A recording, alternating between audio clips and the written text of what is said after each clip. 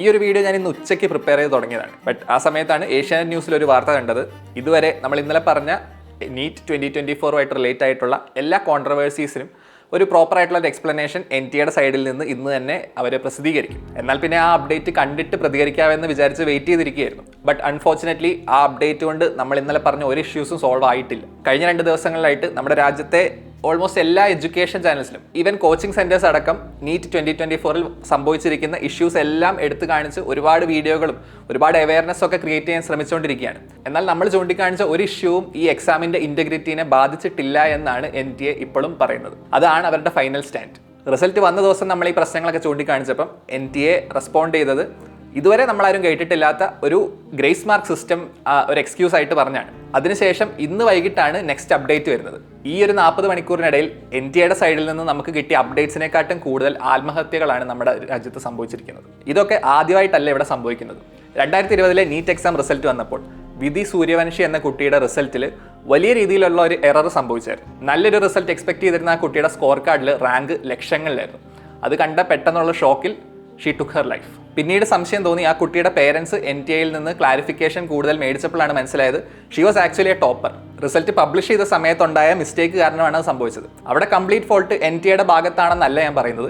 But ഇത്രയും sensitive ആയിട്ടുള്ള ഒരു ഇഷ്യൂ ആണെന്നുള്ള കാര്യം അവർക്കറിയാം. സോ നാച്ചുറലി ഈ വർഷം ഇത്രയും കോൺട്രവേഴ്ഷ്യൽ ആയിട്ടുള്ള ഒരു റിസൾട്ട് റിലീസ് ചെയ്തപ്പം ആ ഇഷ്യൂസ് എല്ലാം കറക്റ്റായിട്ട് ഇൻവെസ്റ്റിഗേറ്റ് ചെയ്യും എന്നൊരു കോൺഫിഡൻസ് നമുക്ക് തരുന്നതിന് പകരമായിട്ട് നമുക്ക് കിട്ടിയത് ഒരു എക്സ്ക്യൂസ് ആണ്. ഇപ്പം ഈ നിമിഷം നമുക്ക് ഫൈനലായിട്ട് കിട്ടിയ അപ്ഡേറ്റിൽ പോലും അവരുടെ ഭാഗത്തുനിന്ന് മിസ്റ്റേക്ക് ഒന്നും വന്നിട്ടില്ല എന്ന് വരുത്തി തീർക്കാൻ വേണ്ടി റിലീസ് ചെയ്ത ഒരു പ്രസ് റിലീസ് പോലെയാണ് അത് വായിക്കുമ്പോൾ നമുക്ക് തോന്നുന്നത്.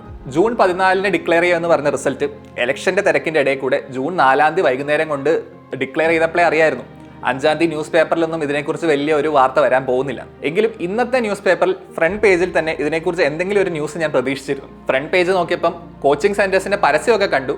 ബട്ട് നമ്മൾ ഈ പറഞ്ഞ ഇഷ്യൂസ് എല്ലാം ഉള്ളിലൊരു പേജിൽ ചെറിയൊരു ബോക്സിലോട്ട് ഒതുങ്ങിപ്പോയി. രാവിലെ തന്നെ നമ്മുടെ നാട്ടിലെ ന്യൂസ് ചാനലൊക്കെ പരിശോധിച്ചപ്പോഴും ഇതിനെക്കുറിച്ച് വലിയ ന്യൂസ് ഒന്നും എവിടെയും കണ്ടില്ല. അപ്പം ഞാൻ ഇങ്ങനൊരു വീഡിയോ പ്രിപ്പയർ ചെയ്യാൻ വിചാരിച്ചതാണ്. ആ സമയത്താണ് ഏഷ്യാനെറ്റ് ന്യൂസിൽ ഒരു വാർത്ത കണ്ടത്. തുടർന്ന് ബാക്കി മീഡിയ ചാനലുകളിലൊക്കെ ചെറിയ ന്യൂസ് ആയിട്ടൊക്കെ ഇതിനെക്കുറിച്ച് ജസ്റ്റ് പരാമർശിച്ച് പോയി. എങ്കിലും 8 മണി 9 മണി സമയത്തുള്ള ആ പ്രൈം ടൈം ന്യൂസ് ഡിസ്കഷനിലൊക്കെ ഇന്നും നടന്നുകൊണ്ടിരിക്കുന്നത് ഇലക്ഷനെ കുറിച്ചും എക്സിറ്റ് പോൾ റിസൾട്ടിലെ മാനിപ്പുലേഷനും സ്റ്റോക്ക് മാർക്കറ്റ് മാനിപ്പുലേഷനും ഒക്കെയാണ്.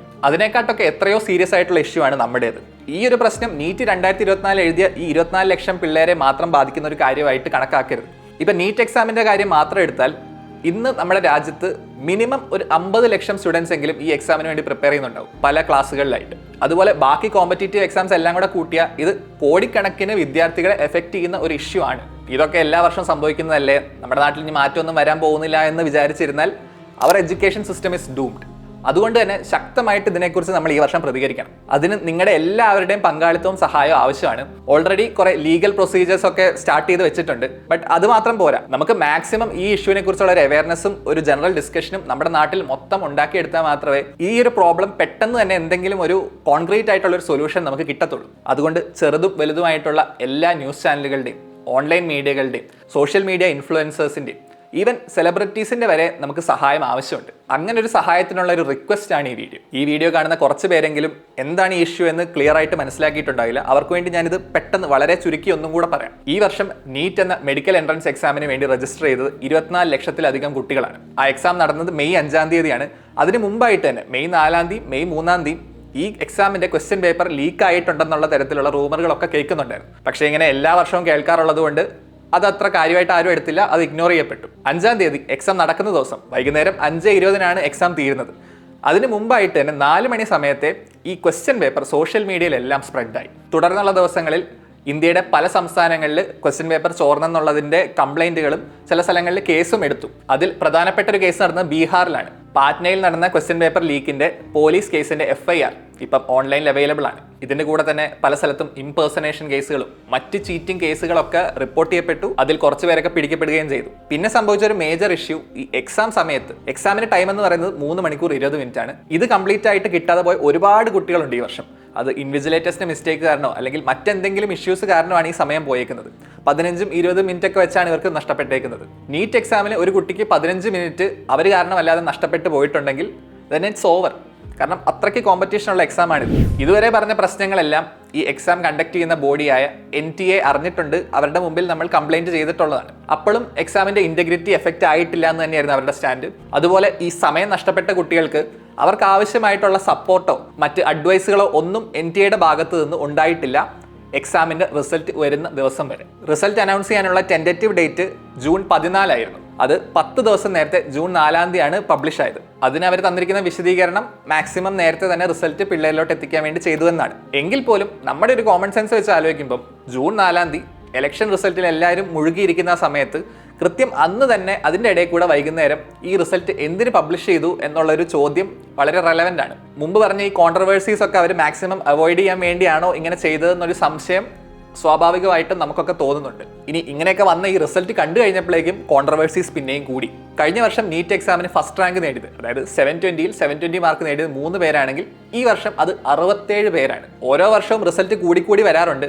ബട്ട് ഇത്ര വലിയൊരു ജമ്പ് ചരിത്രത്തിൽ ആദ്യമായിട്ടാണ് സംഭവിക്കുന്നത്. കഴിഞ്ഞ വർഷം 720-ൽ 650 കിട്ടിയ ഒരാൾക്ക് നമ്മുടെ കേരളത്തിലെ ഒരു നല്ല ഗവൺമെന്റ് മെഡിക്കൽ കോളേജിൽ തന്നെ അഡ്മിഷൻ കിട്ടുമെങ്കിൽ ഈ വർഷം 650 മാർക്കുള്ള ഒരാൾക്ക് ഇന്ത്യയിൽ എവിടെയും ഒരു ഗവൺമെന്റ് മെഡിക്കൽ കോളേജിൽ ജനറൽ കാറ്റഗറിയിൽ അഡ്മിഷൻ കിട്ടാത്ത അവസ്ഥയാണ്. ഇത്രയും ഭീകരമായ ഒരു റാങ്ക് ഇൻഫ്ലേഷൻ സംഭവിക്കാൻ മാത്രം എളുപ്പമായിട്ടുള്ള ഒരു ക്വസ്റ്റ്യൻ പേപ്പർ ആയിരുന്നില്ല ഈ വർഷത്തെ.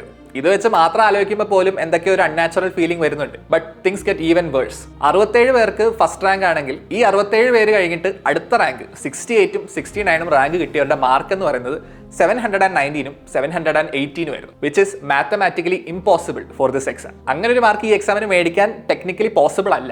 അതുപോരാങ്ങിട്ട് ഈ മാർക്ക് കിട്ടിയ ഈ 2 പേരും പ്ലസ് ഒരു 6 പേരും കൂടെ, 6 ടോപ്പേഴ്സും കൂടെ, 720-ൽ 720 തന്നെ കിട്ടിയ 6 പേരും, അത് കഴിഞ്ഞ് ഈ 718, 719 കിട്ടിയ ആൾക്കാർക്കും ഒരേ എക്സാം സെന്റർ തന്നെ ആയിരുന്നു എന്നാണ് സംശയിക്കപ്പെടുന്നത്. ഇവരുടെയൊക്കെ റോൾ നമ്പർ അടുത്തടുത്തുള്ളതായിരുന്നു. അതിലെ 6 പേര് ഒരേ സ്റ്റേറ്റിൽ നിന്നുള്ളവരാണ്. സോ ഓബ്വിയസ്ലി അവിടെ ഒരു മാൽ പ്രാക്ടീസ് നമുക്ക് സംശയിക്കണം. ഈ ഇഷ്യൂസ് എല്ലാം ജൂൺ 4 തന്നെ നമ്മളെല്ലാം റേസ് ചെയ്തതാണ്. അതിന് NTA തന്ന വിശദീകരണമാണ്. കുറച്ച് കുട്ടികളൊക്കെ ഇങ്ങനെ സമയം കിട്ടിയില്ല എന്ന് പറഞ്ഞ് കംപ്ലൈന്റ് കൊടുത്തായിരുന്നു, കംപ്ലൈന്റ് രജിസ്റ്റർ ചെയ്തായിരുന്നു. അവർക്കൊക്കെ ഇവർ ഗ്രേസ് മാർക്ക് കൊടുത്തേക്കുകയാണ്. ഇങ്ങനെ ഗ്രേസ് മാർക്ക് കൊടുത്തത് കൊണ്ടാണ് 718, 719 എന്നുള്ള മാർക്കൊക്കെ വന്നത്. നീറ്റ് എക്സാമിന്റെ ചരിത്രത്തിൽ ഇങ്ങനെ ഒരു ഗ്രേസ് മാർക്കിന്റെ സിസ്റ്റം മുമ്പ് ഒരിക്കലും സംഭവിച്ചിട്ടില്ല. ഇന്ന് വന്ന അപ്ഡേറ്റ് പ്രകാരം 1563 കുട്ടികൾക്കാണ് ഗ്രേസ് മാർക്ക് കിട്ടിയിട്ടുള്ളത്. 67 പേർക്ക് ഫുൾ മാർക്ക് കിട്ടിയതിൽ 44 പേരും ഗ്രേസ് മാർക്ക് കൂടെ കിട്ടിയത് കൊണ്ടാണ് ഫുൾ മാർക്കിലോട്ട് എത്തിയത്. കേരളത്തിൽ മാത്രം കാണും 1000-ലധികം പിള്ളേർ ഇങ്ങനെ സമയം പോയവർ. എന്നാൽ ഇങ്ങനെ ഒരു ഇഷ്യൂ ഉണ്ടായിട്ടുണ്ടെങ്കിൽ അത് കംപ്ലൈന്റ് ചെയ്യണമെന്നോ ഇതുപോലെ ഗ്രേസ് മാർക്ക് ഒക്കെ കൊടുക്കുന്ന ഒരു സിസ്റ്റം ഉണ്ടെന്നോ NTA ഭാഗത്ത് നിന്ന് റിസൾട്ട് ഡിക്ലെയർ ചെയ്യുന്നതിന് മുമ്പ് വരെ ഒരു സൂചനയും തന്നിട്ടില്ല. How can you calculate grace marks for an exam like neat? ഈ കുട്ടികൾക്ക് ഗ്രേസ് മാർക്ക് കൊടുത്തത് എന്ത് മാനദണ്ഡം പ്രകാരമാണെന്ന് എത്ര ആലോചിച്ചിട്ട് നമുക്ക് ആർക്കും മനസ്സിലാകുന്നില്ല. NTA തന്നിരിക്കുന്ന വിശദീകരണം 2018-ൽ നടന്ന കോമൺ ലോ അഡ്മിഷൻ ടെസ്റ്റിൽ ഇതുപോലെ സമയം കിട്ടാത്തതിന്റെ പേരിലുള്ള ഇഷ്യൂസ് ഉണ്ടായിരുന്നു. അന്ന് കോർട്ടിന്റെ സൈഡിൽ നിന്ന് ഇങ്ങനെ ഒരു സജഷൻ അവർ വെച്ചായിരുന്നു, ഗ്രേസ് മാർക്ക് കൊടുത്താൽ മതി കുട്ടികൾക്ക് സമയം പോയതിനനുസരിച്ച്. ഇന്ന് NTA പ്രസിദ്ധീകരിച്ച അപ്ഡേറ്റിലും അവർ ഗ്രേസ് മാർക്ക് കൊടുത്തിരിക്കുന്നത് കുട്ടികളുടെ എഫിഷ്യൻസിയും പെർഫോമൻസും ഒക്കെ ജഡ്ജ് ചെയ്തിട്ടാണെന്നാണ് പറയുന്നത്.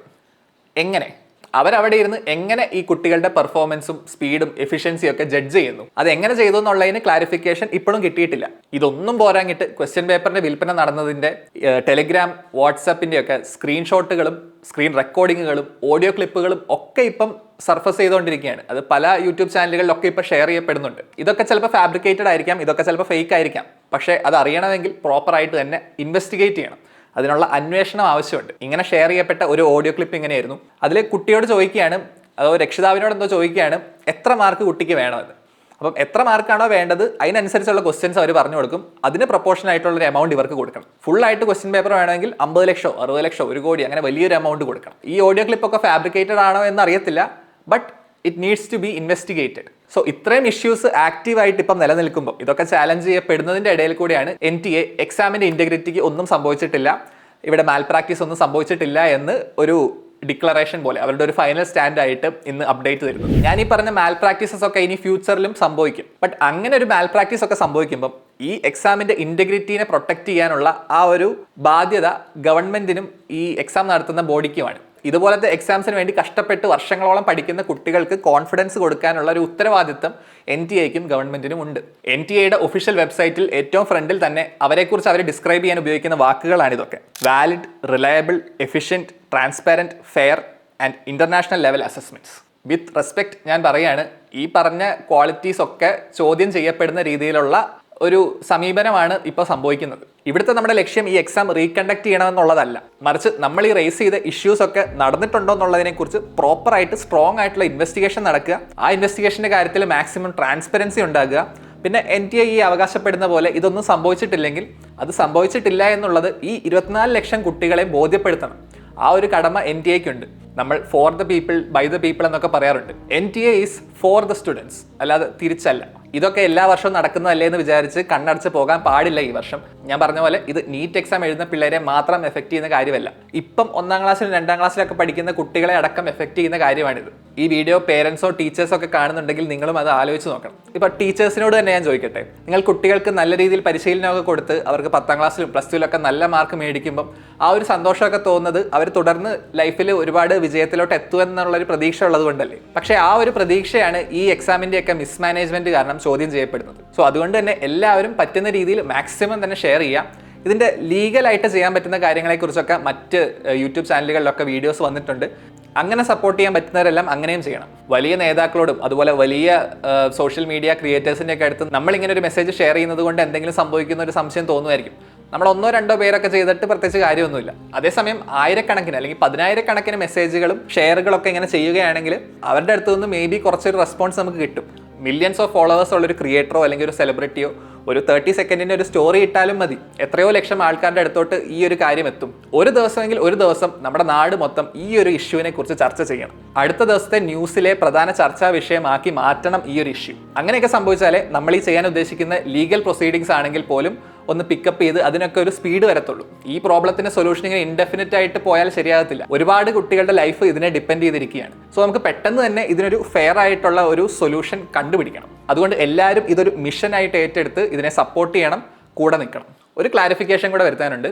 ഇന്നലത്തെ എൻ്റെ വീഡിയോ കണ്ടിട്ട് അത് എക്സാം റീകണ്ടക്ട് ചെയ്യാൻ വേണ്ടിയുള്ള ഒരു സജഷൻ പോലെയായിട്ട് കുറച്ച് പേർക്കൊക്കെ തോന്നിയിട്ടുണ്ട്. എനിക്ക് പേഴ്സണലി എക്സാം റീകണ്ടക്ട് ചെയ്യണമെന്ന് ഒരാഗ്രഹമില്ല. കാരണം ഞാൻ എക്സാം എഴുതിയത് 2014-ലാണ്.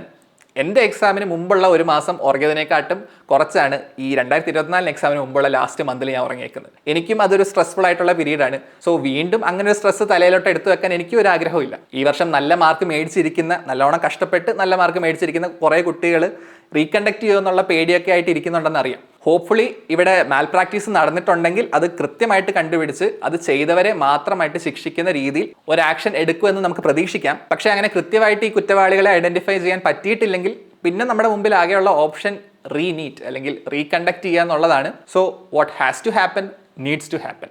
ഇത്രയൊക്കെയാണ് എനിക്ക് പറയാനുള്ളത്. ഇന്നലെ രാത്രി കറക്റ്റായിട്ടൊന്നും ഉറങ്ങാൻ പറ്റിയില്ല.